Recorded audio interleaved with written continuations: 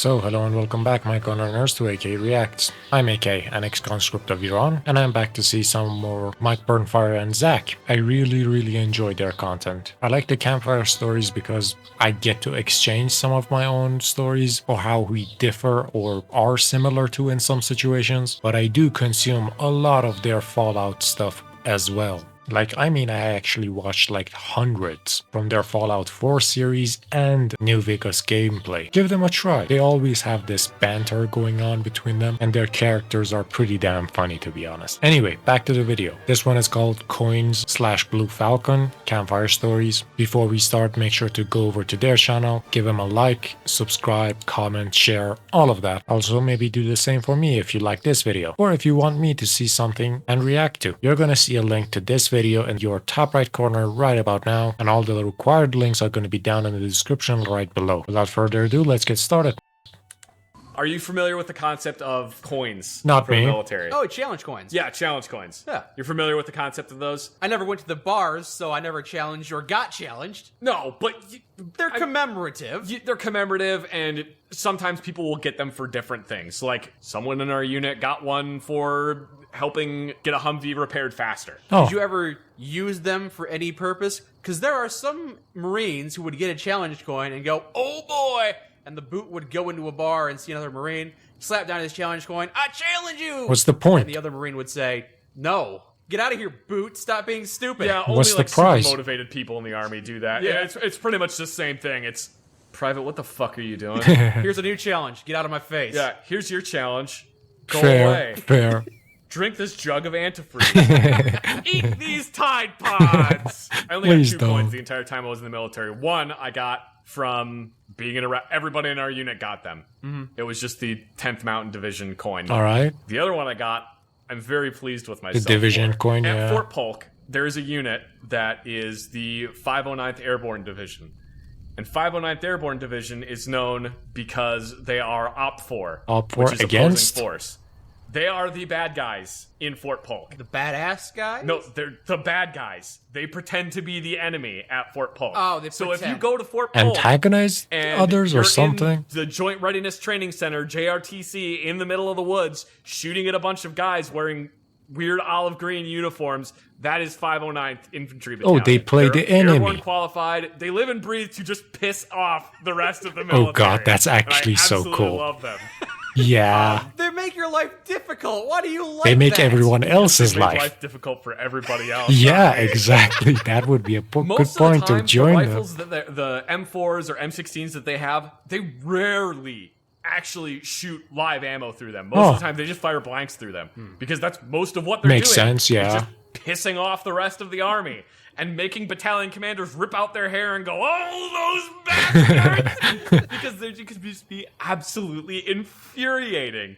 They have whole trench God for tunnel them, then. systems dug all over the place in JRTC that they'll just pop up out of nowhere. Oh god. I was at work one day, and one That of the guys from sounds so 509th fun. came in. Apparently, they did not have a battalion armor for 509, and he's like, Ooh. "I have got 500 M4s that I need to get gauged. God damn. They have not done weapon gauging on them in a long time, and we actually have a range that we're supposed to be going to coming up, Ooh. and I need these to get gauged."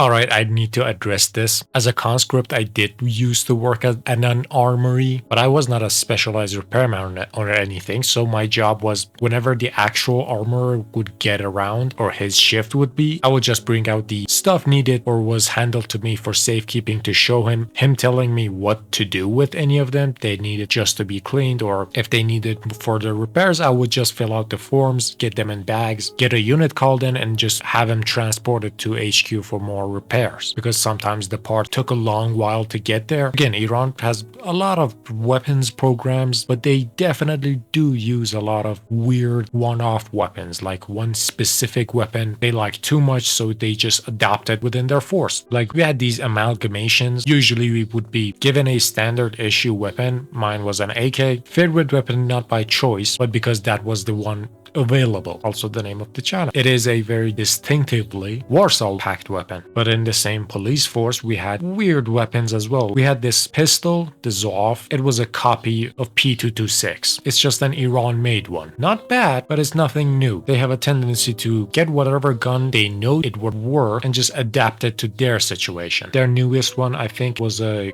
replacement for the G3 in the police force, especially the SWAT teams they are called NOPO. Their standard issue is like the MP5. That means as an armorer, you need to know both sides of these weapons, because in the same branch of the military, they would be using this myriad of weaponry systems. Also, one weird thing, every police station is required to have about like 200 weapons in each of them. Regional HQs would have definitely way more. The variety of those weapons also change. I got to move around in a couple of stations all around the country. I saw a couple of police stations with RPGs in them. Mind you, those states were not even in the border zones. They were pretty much in central Iran, away from the borders, and they had stuff like that. MG42s, I think I saw PKMs, SVD Dragunovs, those are very popular. Dragunovs in Iran are known with the name Qannase, which in Arabic is like the definition of the word sniper. So the weapon itself is like synonymous with the guy carrying the weapon. That's how popular that weapon is, by the way. Also, iconic look. I went too deep.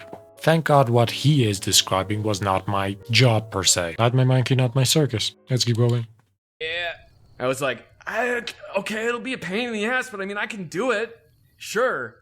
So he brought all of his M16. He brought like 3 or 4 shopping carts. I don't know where he got shopping carts Shopping from. carts?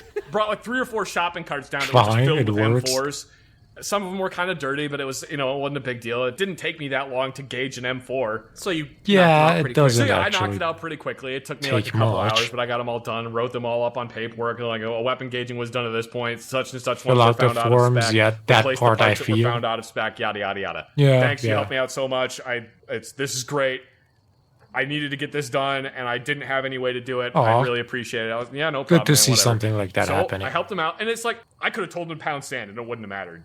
He's not affiliated with my unit. He's not affiliated with a unit that I'm supporting Yeah, in any way. yeah. You didn't have to help him. It's not but you your felt an job, obligation, yeah. 'cause you're a human being. Well, and he asked nicely. Oh, there you go. That is a He was like, very "Thanks, man. good point. Next time you're out at JRTC, we'll make sure that you don't. We'll try not to shoot at you." And I said, "Oh no, don't do that. You got to shoot at me so that I can go to the Burger King that's right down the road from the medical station." Ooh, So priorities, next day I'm at priorities. work. The lieutenant colonel Good for call, though. 509th Infantry Battalion came down to The my colonel. shop and LC. gave me the 509th Infantry coin. Nice. Aw. As a way of thanking me on behalf of the 509th Infantry Battalion, I present you with this coin. He gave me the coin, and so then I jokingly told people that I got the 509th Infantry coin for aiding and abetting the enemy. I got a coin from 509th, something that very, very few people outside of 509th are going to get one of those coins for. Oh, that is I was fine. very pleased with that one. It's surprising enemy how wanted you so much, certain give you a ribbons ribbon. hold different Yeah. levels of value to the soldier. or Marine. Wasn't it Napoleon Bonaparte said men will fight and die for a little piece of colored ribbon? Yeah. You and I Yeah. both got the National Defense Ribbon. We don't care. You pretty much get that Dude, for signing up. you get it for graduating basic training. Huh. You got your Iraq Service Medal, which I guess holds a little bit more value. Whatever, it doesn't really matter. It shows that I was in Iraq. I got a good behavior ribbon, so I spent 3 or 4 years without getting into a drunken brawl wow. or punching my commanding officer. Yep.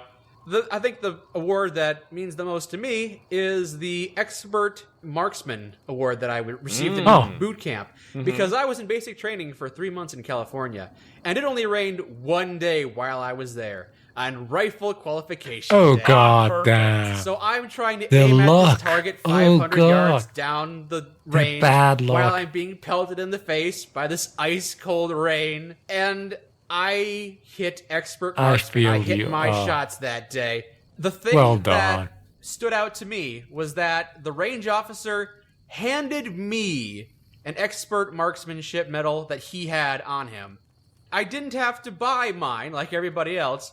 He just randomly gave it to me for doing That's this. really cool. That Yeah. is really It's cool. one of my- Yeah. I don't have very many fond memories of boot camp, but that one stands out to me. Same. Yeah.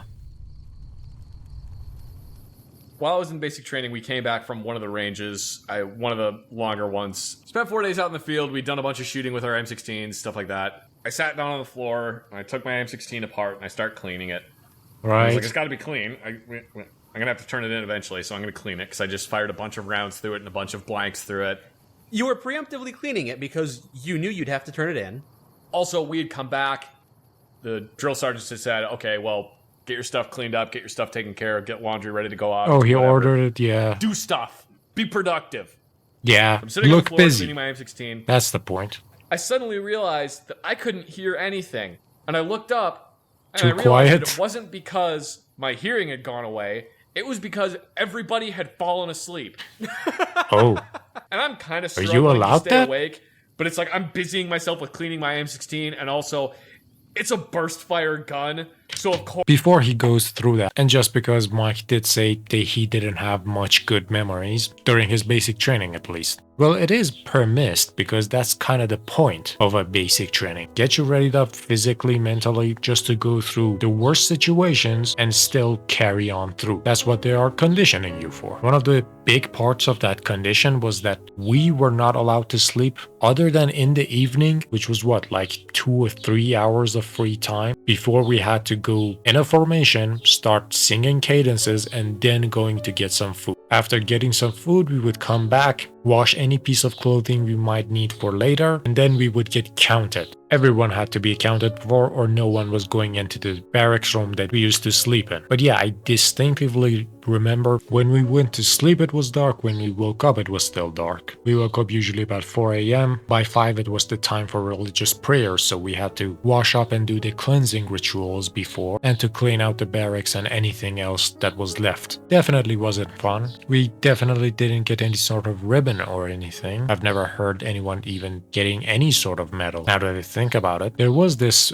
model conscript thing. If you had a clean record but had some extra time that you had to spend in your conscription, if you were to be late for conscription per each year, you would be fined with 3 more months of conscription, which is, yeah, it's a weird rule. Stick with me. So if some guy came into conscription 2 years late, he would have 6 months extra service time. But if he served all those months without any bad background, he would be eligible to be a model conscript, which could sometimes completely dismiss extra service time or remove a couple of months from it. I've seen people getting removed 6 months, 3 months, a month. Thankfully, I did not have extra service time. No one wanted my job, so I kind of had security in that. Anyway, let's keep going. course, I'm excited about any time I get to do anything with it. I'd never handled an AR-15 before I went into the military, or an M16, so I was just excited anytime I got to do anything with this gun. Your excitement for having an assault weapon in your hands. I wish we exhaustion. had something like this. So I was just Like a fire range cleaning this thing. we could I go realized to. Everybody's asleep. Right as I realize this, I look up, and one of the drill sergeants walks into the bay. And the moment the drill sergeant walks into the bay, the first person to see them is supposed to jump up, stand at parade rest, and yell at ease. Yeah, everybody has something to like that has to jump happen. and stand Yeah. on the line. I'm about to jump up. You have to jump and off the he looks beds. at me and points. It says really quietly, "Don't you say another fucking word." Oh god, that's And I scary. immediately shit my pants Fair, because I'm fair. terrified now. Drill sergeants never look good, And I just nod. no matter where they're Gives me from. the thumbs up, writes down my name on a piece of paper, and for a second I'm like, I'm gonna be in so much trouble. Why did he name Goes you? around, he writes down the names of like 6 or 7 other people that are still awake. Still cleaning awake. their That's a guns or good thing. doing That's a something. good thing. Does the same thing to every single one of them. I Fine. basically got a out. That was like all I could do was make Just a a- small squeak. Squeak. Because I did that, nobody else had heard anything. So every single other person does like the exact same thing. You just hear 6 or 7 Squeaks. just from like different places inside the bay. He walks out, and I just keep cleaning my rifle. I just won't say anything. I know I'm being a Blue Falcon right now, but I don't You're want to get already yelled at by this made. drill sergeant. It's too late. Yeah, He's it's already too seen they're all late. asleep. 5 minutes later, the drill sergeant comes You in. already made the I bed. look at Just it, sleep and in he it. looks at me, and he goes, "Get the fuck up." This So I jump time, up and all yell, right. "At ease!" Immediately, everybody else jumps up. They're bonking their heads on the bunks, and, like, Aw. falling over, and everybody just like staggers in the front. And he just goes, Hazard, Jenkins, lists off this list like we're the ones that are in trouble. Names you out, all right? You guys stay here. Everybody else get the fuck outside and get in the pit. Oh, no, not the pit. They're gonna make you do exercise. Oh, there's the Push-ups, training front, area, back huh? goes, rolling Yeah. left, right in this pit. The I'm just square. sitting in the barracks room, like holding the bolt and the sling for my M16 and looking out the window and going, I'm sorry. I sold you all out. To be this way. Oh, This is the way it is now. God.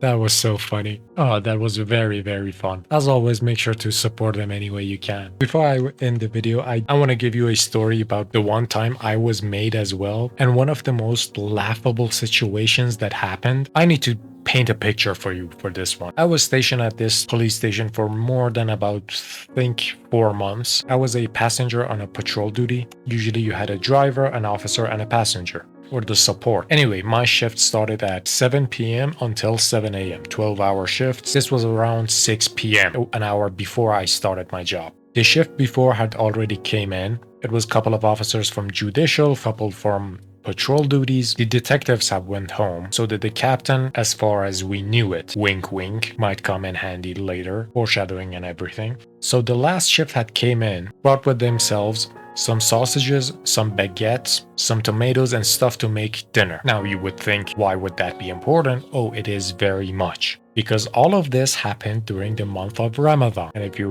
don't know what that means, it's the month everyone is supposed to be fasting. Until they give out the call to prayer at close to night, you don't get to break your fast or eat anything. So this happened a couple of hours before it should have. Because it was Ramadan, you are supposed to have your breakfast at about 4 or 5 in the morning, and from the about 6 a.m. until 6 p.m. you're supposed to eat or drink nothing, and I mean nothing. No water, no food. Now I don't know what you think it is going to be, but good God, no one there at least cared about this rule, because everyone knew you couldn't just run down a prep or a criminal on a empty stomach, no matter how well your body was built or anything. The car needs fuel to move, you know? Might be a weird thing, but by law everyone had to be fasting and not eat anything in public. So you would think that cops could not be seen with such things. It would be a very, very bad image, you know?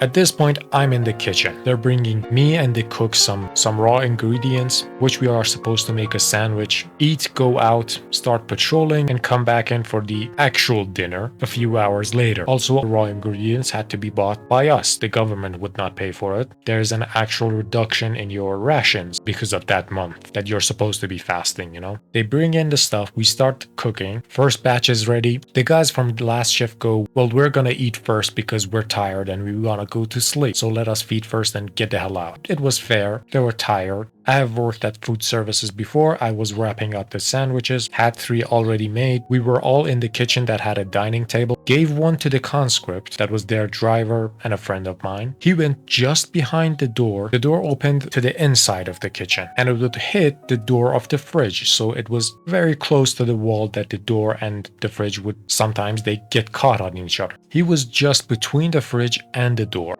I was in front of the door. The dining table was just beside me, and the cook was making stuff. The old shift is at the table eating, where other officers and conscripts that were serving older than me had the right to go first. I was still a pseudo greenhorn, so I was caught with some of the labor stuff. I was still in hazing period per se. The new shift had came back. The guys that we were supposed to go out with, they also came to the kitchen, saw there was food, were very happy, and sat at the table. It is at this point the door to the kitchen that was closed by now, which when was open to the inside would get caught on the freezer, remember? And the conscript that was right beside them opens and the captain of the station walks in. As soon as the door opened, I just kind of stood up straight. Because I was handling food. I had gloves on, I had rows of made sandwiches, I was already making new ones. I just froze. And as soon as the conscript that was just beside the door saw the door open and I froze and he saw that, he did one of the most smartest things. He just stepped back, had the sandwich in his hand and sat down. I saw this and I went, God damn it, he's smart. The cook at this time was thirsty, had opened the tap water, had made his hand in the shape of a bowl and was drinking out of that. As he looked to the side and sees the captain, water jumps back into his throat, and now he's coughing. The captain sees us too, opens the door even more and just walks in. And with us, there's like 2 or 3 conscripts, but also like 5 or 6 officers. The door is at this point completely open, stuck on the fridge to the other side, and there's a guy hiding behind the door with his sandwich not making a sound. The captain walks in and he wanted to berate us. I saw it in his face. But when he saw the higher ranking officers were there, he couldn't go too hard on us. So he just started hosing them down with the curses. Like, you should be ashamed, you should be a role model. Where is your religious duty gone? And these are all people from like 20 years of age, starting as the lowest rank officers to people in their 30s. Maybe berates them for like 5 or 6 minutes. It could have gone a lot worse. Genuinely could have. I got some cleaning duty. They all got something. Now the captain is right now done without all the cursing, is walking out slowly, grabs the handle of the door and closes it behind him. As soon as he closes it, everyone else sees the conscript on the ground that was hidden from sight for the last few minutes. And I go, "You're the luckiest bastard I have ever seen in my life." He goes, "Can you give me another sandwich?" I look at him, see that he doesn't have one. I said, "Didn't I give you one?" He said, "I was so scared when he came in. I just ate it as fast as I could. So if he pulled back the door, there were no sandwich." So he couldn't incriminate me with. But now I have eaten it so fast and I'm so scared I feel like I haven't eaten anything. As in like it has already gone through. I already shit my pants. Good lord, we were making jokes about him for weeks after that incident. But it was so funny. Dude flew between all the right places. Did not get caught when everyone else was. He took the turtle's strategy. Went back into his shell, made himself small as possible, and made no communication whatsoever. Also, the Ramadan thing was a very constant thing, to be honest. It was required by all officers and conscripts to be held to that value, but the only ones I 100% of the time saw that were completely in line with those rules were the captain and the vice captain. Captains are usually the highest ranking officers in a police precinct, by the way. So it's like the boss and the guy that does his job when he's not here. Everyone else, it's a free-for-all. Anyway, that's all for this video. I hope you enjoyed it. I did. Make sure to check out their channel right down below and maybe give me a like and subscribe too. I ranted on enough. Thank you all. See you all next week. Bye.